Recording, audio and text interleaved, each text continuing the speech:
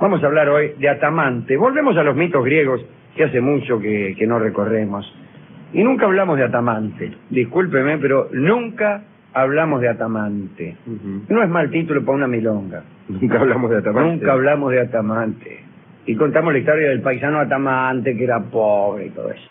Este es un paisano Atamante que gobernaba en Beocia. Era el rey de Beocia. Se me dirá, ¿cómo puede ser uno paisano y rey al mismo tiempo? Los reyes de aquellos tiempos de la Grecia eran reyes muy humildes, muy gauchitos, muy austeros. Por orden de Hera, se había casado con Néfele. Ahora, ¿quién era Néfele? Vamos a volver atrás de la historia. Momento. ¿Usted se acuerda de Ixión, aquel que se había enamorado de Hera, nada menos que la mujer del príncipe del Olimpo, la mujer de Zeus? De Hera se viene a enamorar. Sí. Y para jorobarlo, Zeus creó una nube, un fantasma, o de una nube hizo un fantasma igual a Hera, igual a su mujer, pero que no era. No era, era, si me permite. Y entonces Ixión, que estaba como loco y que no le importaban copias ni originales, arremetió contra la nube, la benefició prolijamente, y de esa unión salieron los centauros. Esos tipos que son mitad caballos, como tantos que conocen. Ahora bien, ¿qué pasó con Néfele, pobrecita, después de andar con Ixión y si me permiten la expresión, de parir centauros, que nunca es una cosa demasiado sencilla? Sí, claro. Por muy nube que sea una. Bueno, ese fantasma quedó por ahí vagando por las habitaciones del Olimpo, en fin. Se llamaba Néfele. Néfele quiere decir nube, no nos engañemos.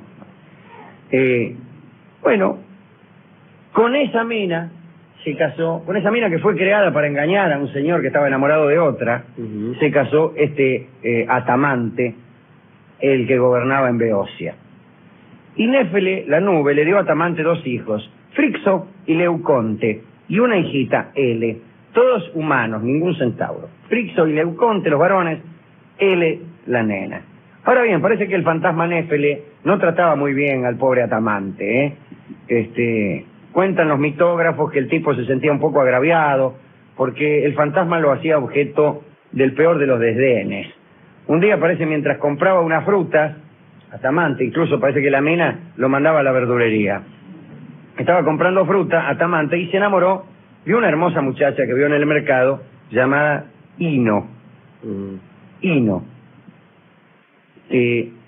Hay que decir que ella también correspondió a esta atracción de Atamante. Entonces, sin demoras, Atamante la llevó en secreto a su palacio y así se hicieron amantes. Y pronto Ino tuvo 2 hijos, Learco y Melicertes. Repito, Learco y Melicertes. Los nombres, parece que no sé quién los elegía, pero en fin. Pero sucedió que Néfele se enteró. Se enteró por los sirvientes del palacio, y porque además, viviendo todo en el mismo palacio, no es sencillo llevarte una mina ahí, instalarla con amante, hacerle 2 hijos y que no se entere nadie. Sí. Bueno, entonces Néfele, el fantasma, se enteró y, furiosa, volvió al Olimpo y se quejó ante Hera, la diosa, la mujer de Zeus, aquella de quien Néfele era una copia. Una copia. A imagen y semejanza. Exactamente. Y la diosa que veía en ella, que veía en Néfele a su propia persona. Imagínese que usted le venga a hablar un tipo igual a usted, y usted lo va a mirar con simpatía. Sí, con lástima al menos. Claro. Y le dio la razón. Y le dijo solemnemente: mi venganza caerá sobre Atamante y su casa. Te voy a vengar. Muy bien. Néfele volvió inmediatamente al palacio del monte Lafistio, a paso de murga, y ahí anunció públicamente la promesa vengativa de Hera. Dijo: Hera dijo que Atamante debe morir, así que aquí está. Pero las cosas no le salieron bien. Los hombres de Beocia le tenían más miedo a Atamante que a Hera. y no escucharon a Néfele, que en cierto modo estaba haciendo un convite al asesinato. Estaba diciendo, la diosa Hera prometió venganza sobre Atamante, a ver si la hacen cumplir. Y no, los hombres de Beocia tenían miedo a los dioses, pero más miedo le tenían a Atamante, como suele ocurrir actualmente. A todo esto, las mujeres del lugar amaban muchísimo a Ino, la amante de Atamante, si me permite esta especie de maridaje. Y entonces nadie le hizo caso. Ino, la chica de la verdulería, que naturalmente odiaba y era odiada por Néfele, preparó una estratagema. Indujo a todas las muchachas a que tostaran el trigo para sembrar sin que lo supiera nadie, sin que lo supieran los hombres. Las mujeres sembraban en aquel entonces. Ojo. Y al tostar el trigo, naturalmente, se perdían las cosechas. Sí, claro, no brotaba. Las semillas, claro, no brotaba. Y entonces, la prevención de Ino era lo siguiente. Ino dijo, fenómeno, sembramos trigo tostado, no crece nada. Seguramente Atamante va a enviar emisarios al oráculo de Delfos para preguntar por qué no brota el trigo. E Ino ya había sobornado a los mensajeros de Atamante para que a la vuelta del oráculo de Delfos dijeran que la tierra recuperaría su fertilidad solamente si Frixo, el hijo de Néfele, era sacrificado a Zeus en el monte Laficio. Eso se llama una estratagema. La repito porque es complicadísimo. Ino le dijo a las mujeres del lugar, que le eran muy devotas, que tostaran la semilla de trigo antes de sembrarla para que no creciera trigo. De este modo, al no crecer trigo, Atamante se iba a preguntar por qué. Iba a mandar algún mensajero al oráculo para que se lo dijera, y ella ya tenía sobornado a los mensajeros para que a la vuelta dijeran, manda a decir el oráculo que el grano va a germinar solamente cuando sacrifiquemos a Frixo, el hijo de Néfele. Pero no era más fácil pegarle un ladrillazo en la cabeza a Frixo. Bueno, parece que no. Ahora, de todos modos, hay que decir que todo esto sucedió. Sembraron las minas el trigo tostado. El trigo no creció. Atamante mandó a sus emisarios a Delfos. Y estos, como se había convenido, dijeron a la vuelta que era necesario sacrificar a Frixo. Atamante, desesperado y no enterado en absoluto de esta batalla que libraban sus dos mujeres, cumplió, condujo a Frixo a la cima de la montaña a los efectos de sacrificarlo, y calculo que a los más cultos de nuestros oyentes le vendrá a la mente el caso de Abraham. Bueno, ya estaba a punto de cortarle la garganta a Frixo cuando Heracles, que por casualidad estaba cerca, al ver desde lejos aquello, subió más rápido que ligero y le arrancó a Atamante el pedernal de los sacrificios. Acto seguido, un carnero de oro alado, suministrado por Hera, descendió para salvar a Frixo definitivamente. «Monta en mi lomo», gritó el carnero, que además de ser de oro y de ser volador, hablaba. Se trataba de un carnero singular. Con aliteraciones y todo. Sí. «Monta en mi lomo». Y el muchacho obedeció. La hermana de Frixo, Ele, al verlo montar sobre el carnero, se coló. Se le subió también. Incluso para no quedar a merced de Atamante, cuyas intenciones no conocían bien. Frixo la colocó en ancas de él y el carnero voló hacia el este, en dirección al país de Cólquide, allá por el Mar Muerto. Al rato parece que Ele sintió vértigo, no pudo mantenerse firme sobre el carnero volador y se cayó. Se cayó justo en el estrecho que hay entre Europa y Asia, que desde entonces pasó a llamarse, en honor de esta muchacha, el Esponto. Bueno, Frixo llegó a Cólquide y allí sacrificó aquel carnero dorado y parlante, quiero decir que lo mató, lo sacrificó a Zeus, y el vellón de oro se hizo famoso una generación después, cuando fueron a buscarlos los argonautas, historia que hemos contado aquí más de una vez. Pero volvamos a esta disputa entre Ino, la amante de Atamante, y Néfele, la mujer de Atamante. Intimidados por el milagro del monte Lafistio, los mensajeros de Atamante, los que habían venido con falsos cuentos desde Delfos, confesaron que Ino los había sobornado para que volvieran de Delfos con una respuesta falsa. Néfele volvió a exigir la muerte de Atamante y pusieron finalmente en la cabeza de Atamante la venda del sacrificio, y solo una nueva intervención de Heracles lo salvó de la muerte. Apareció Heracles y lo salvó. Pero Hera sostenía su rencor. Y entonces, al no poder matarlo, lo volvió loco a Atamante. Y ya que estaba, la volvió loca a su amante, a Ino. Los volvió locos a los dos. No solo por haber agraviado a Néfele, que era amiga de ella, e intentado matar al hijo que había tenido con ella, sino porque además habían consentido que Ino hospedara a Dioniso, el bastardo que Zeus había tenido con su hermana Semele. Bueno, todo un lío de familia que no viene al caso, como ese ventilar acá. Ventilar aquí, porque bueno. Una tarde Atamante, ya completamente loco, tomó el arco y gritó: "Miren", dice, "un ciervo blanco, apartaos mientras disparo". Y dicho esto, lanzó la flecha y lo traspasó al arco, el hijo que había tenido con Ino, y luego lo descuartizó. Ino tomó al otro hijo, Melicertes, y salió rajando. Imagínese, ¿qué es lo que hace una cuando su marido se vuelve loco a causa de la intervención de Hera y le atraviesa con una flecha a su hijo Learco? Pues lo toma Melicertes y sale rajando. Atamante casi los mata, pero se salvaron. Ahí nomás. Al poco tiempo, pensando que había atrapado a Ino, Atamante, que había quedado ciego por la intervención de Dioniso, bueno, una cosa así, quedó ciego y empezó a perseguir a Ino ciego. Y agarró una cabra y creyó que era Ino y le empezó a dar a la cabra, ¿no? Después a uno de sus soldados que le dijo: "Maestro, y se afloje, usted está loco", dice, pero...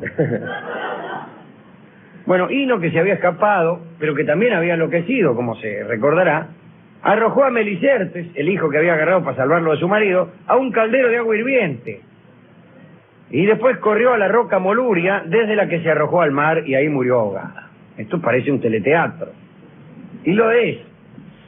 Hay que decir que Zeus, recordando la bondad de Ino con Dioniso, no quiso, Dioniso, el tipo que no hemos querido hablar, no quiso enviar su alma al Tártaro, y en cambio la inmortalizó como la diosa Leucotea, la diosa blanca o diosa de la niebla, que protege a los marinos y los guía en la tempestad. La roca donde se arrojó adquirió luego mala reputación, porque había un bandido llamado Escirón que se subía a esa roca para tirar al mar a los viajeros. Agarraban a los viajeros, los llevaba a la roca Escirón y los tiraba al mar, porque sí nomás. Estaba lleno de esos bandidos. El más famoso de todos era Procusto. ¿Se acuerdan de Procusto? El de la cama. El del lecho de Procusto. Pues que te hacía acostar en un lecho, y si resulta que vos eras más petizo que el lecho, te estiraba en un potro. Y si vos eras más largo que el lecho, te cortaba los pies. Bien. Atamante, ¿qué fue de Atamante? Fue desterrado de Beocia, imagínense, estaba loco. Se había quedado ya sin hijos. El que le quedaba, Leuconte, el menor de los hijos de Néfele, había enfermado y muerto, para comodidad del guionista. Pero estaba loco, pero tenía algunos momentos de lucidez. En uno de esos momentos le preguntó al oráculo de Delfos dónde podía establecerse para prosperar mejor. Y obtuvo esta respuesta del oráculo: donde quiera que las fieras te den de comer. Empezó a caminar a la aventura hacia el norte, y un día que estaba sin tener que comer ni beber, llegó donde se hallaba una manada de lobos devorando un rebaño de ovejas en una llanura de Tesalia, y los lobos huyeron al acercarse a Atamante. Atamante pudo comer las sobras de estos lobos y recordó al oráculo y fundó un lugar al que llamó Atamantia. Según parece, tiempo después se casó de nuevo con una mina que se llamaba Temisto, y estuvo a punto de ser sacrificado por sus súbditos por haber violado una prohibición religiosa. Pero otra vez lo salvó Heracles, que siempre estaba convenientemente cerca de este gil. Este último episodio de la leyenda de Atamante fue llevado a la escena por Sófocles, a la esquena, en una tragedia que se llamaba Atamante Coronado. Pero es una de las tragedias perdidas de Sófocles. No se consagra. Algunos dicen que el sacrificio de Atamante fue planeado por Néfele, pero lo cierto es que no sabemos cómo murió Atamante. Nadie lo sabe. Dicen que murió muy viejo, algunos, sufriendo hasta el último día el remordimiento y la persecución de la agraviada Néfele, que todo el tiempo quería vengarse. Esta historia, llena de sangre, llena de... una historia truculenta, va. Podría llegar a tener una moraleja. Pues sí, pero no la tiene. Algunos podrán decir, no conviene casarse con una señora, o no conviene tener como amante a una mujer que uno conoce en la verdulería, esas cosas. Sí, sí. Porque si no, a uno le va a pasar lo que le pasó a Atamante, como si funcionara tan mecánicamente el universo. Como si ante el hecho de levantarse una mena en la verdulería sobrevinieran las desdichas de Atamante. No, pues mucho más veces sucede que gente se levanta a alguien en la verdulería que no que uno es enloquecido por la esposa del príncipe del Olimpo. ¿A quién dedicar esta historia, esta historieta de Atamante? Y bueno, Y algunos de los chicos, pobrecitos, que fue así sacrificado. a la pobre L, que en ancas de friso, montando al carnero dorado y volador, vino a caerse justamente allí donde siglos más tarde cantaría Espronceda, hacia a un lado, Europa, al otro Europa, y allá su frente Estambul. Pues para él es esta charla, para el pobre Friso que tuvo que salir rajando y que me imagino que después de haberse salvado con el hilo de una pata, andaría siempre a los saltos y poniéndose en guardia cada vez que oyese sonar un timbre. ¿Cómo? Se me dirá que no había timbre, será que no, pero bueno, qué sé yo. Al otro chiquito del caldero, pobrecito. Al que cayó, o sea, que lo tiraron adentro del caldero. Le hicieron sopa. Bueno, pobre gente, ¿no? Y también al rey de Colqui, de Eetes. Allí, no sé si era rey en ese entonces, pero fue rey después, Eetes, cuando Jasón y los argonautas fueron a buscar el cuero de aquel carnero de oro. Un cuero que tenía lana de oro, el vellón de oro, el vellocino de oro. Y este rey Eetes merece esta dedicatoria, aunque más no sea por las penurias que habrá tenido que soportar en el colegio secundario. El papá de Medea. Sí, señor. Bueno. Y al pobre Atamante. ¿Cuál fue su pecado? Casarse primero con un fantasma. ¿Quién no se casa con un fantasma alguna vez? Y enamorándose después de otra persona que conoció en la verdulería. Diría que es una historia que bien puede ser la suya, señor. Así que Atamante también. Atamante, el que quiso a dos y que se quedó después sin ninguna. Y ninguna es el tango que ilustra esta charlita y que canta Horacio Molina para todos aquellos que se enamoran de fantasmas y terminan engañándolo con la verdulera. Adelante.